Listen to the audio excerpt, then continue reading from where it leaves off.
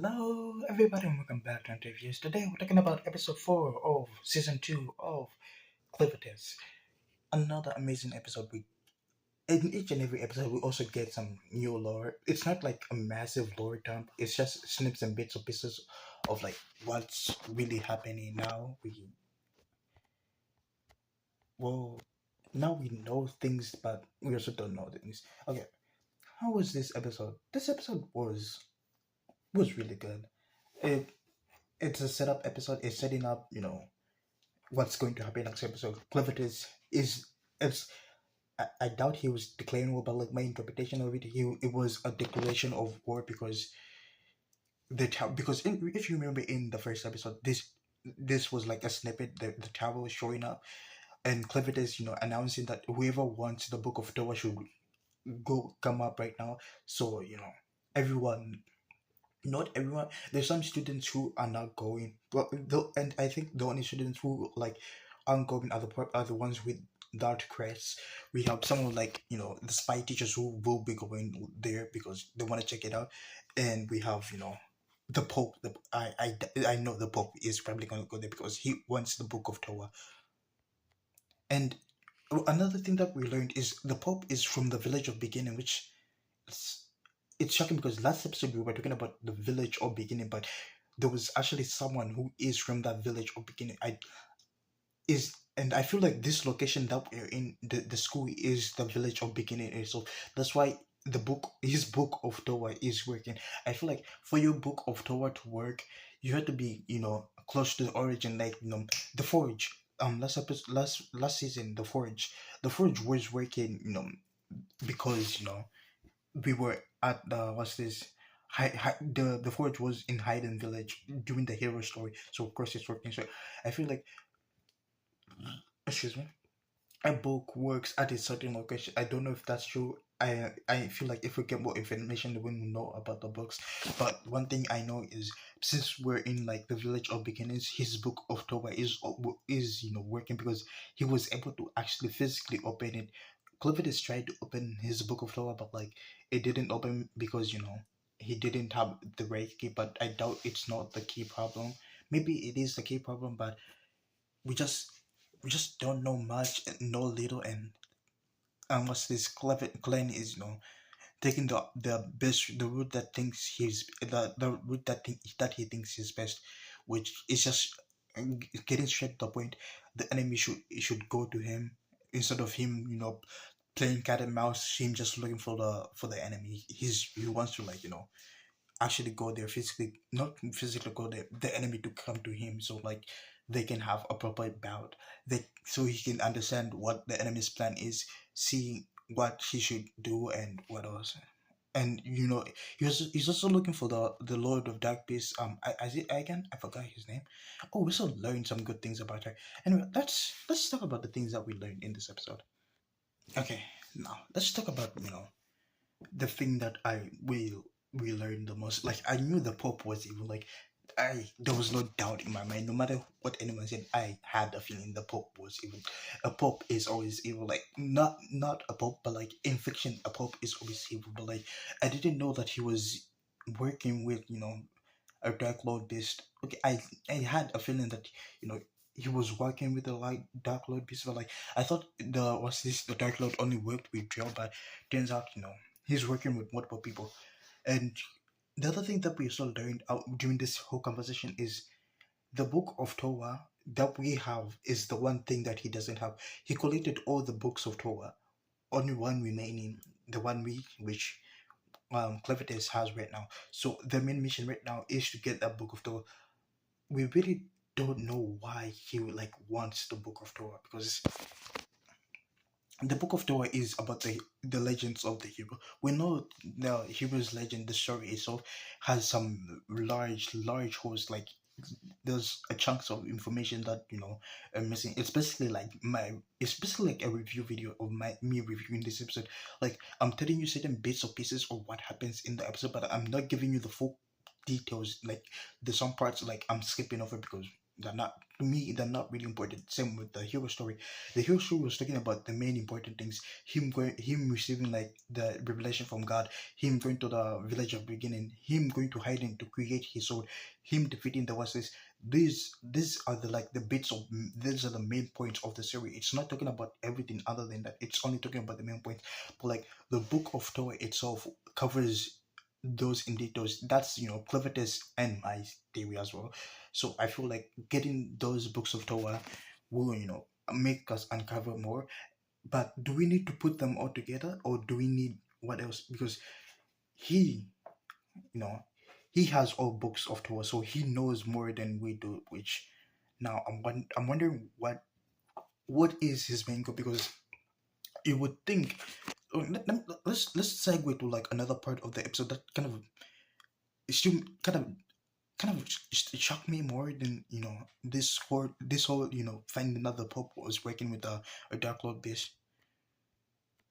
Okay, the thing that we learned was during the hero's legacy, the current dark beast lords that we have, which are two right now. I'll point them out right now. It's Clevatess and I forgot his name, but these these are the new generation of dark lord beasts. But you know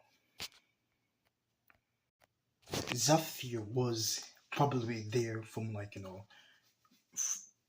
is like one of the old generations because she knows the story of the hero.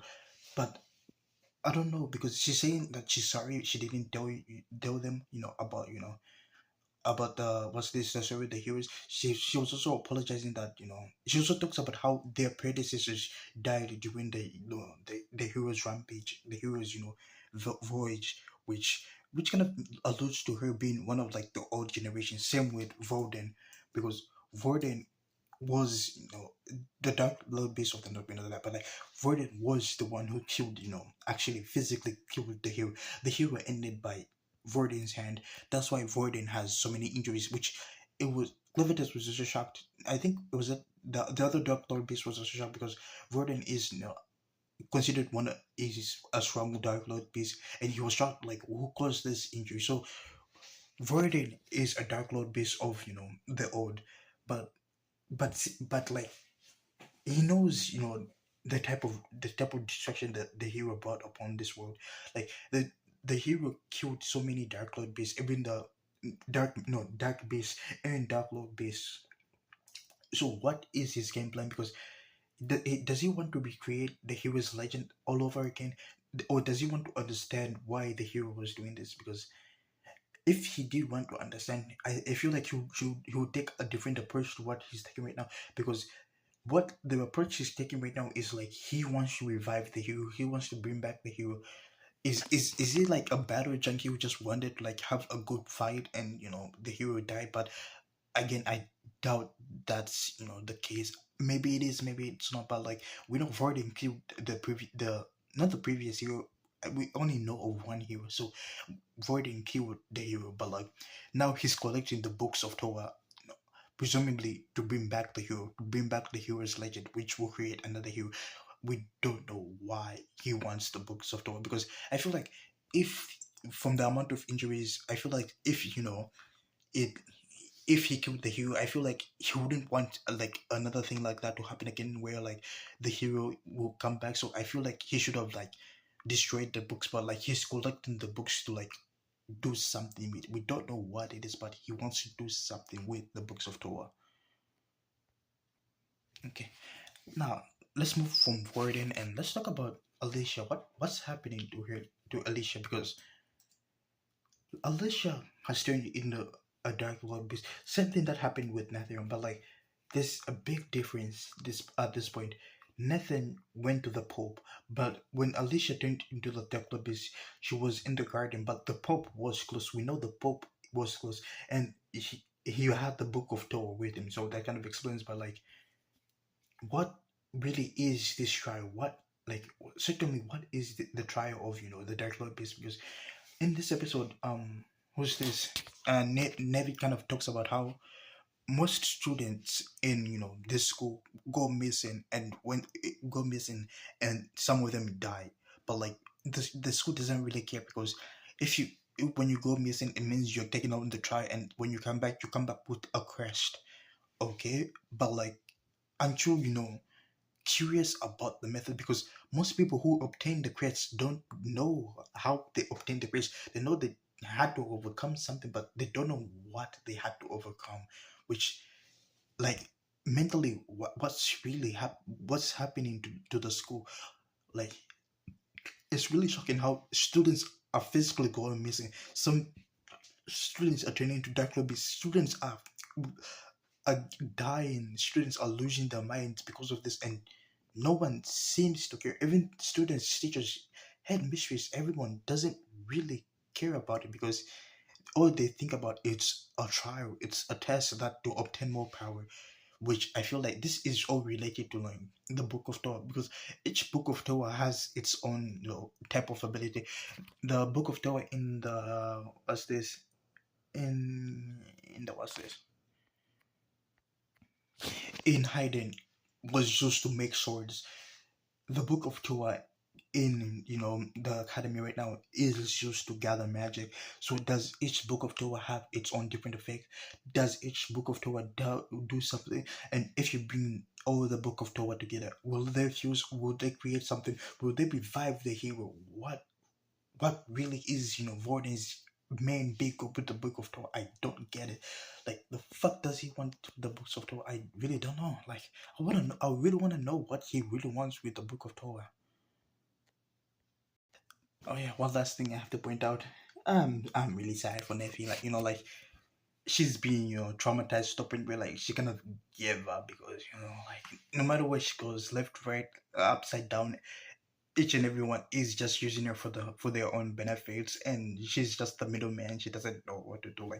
This the hero, the king, and now Clevatess is also using her. Everyone is just using her.